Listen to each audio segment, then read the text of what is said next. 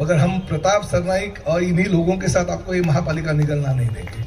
जो भस्मासुर इस मीरा भाईंदर शहर में बढ़ते जा रहा है, जमीन निगलने की कोशिश जो कर रहे हैं, जो इस मीरा भाईंदर को अपने प्राइवेट प्रॉपर्टी समझ रहा है, जो मीरा भाईंदर शहर को अलग अलग लफड़े से, अभी देखिए ना, कल पंजाब की पुलिस आके पकड़ के लेके गई। किसको पकड़ के गई?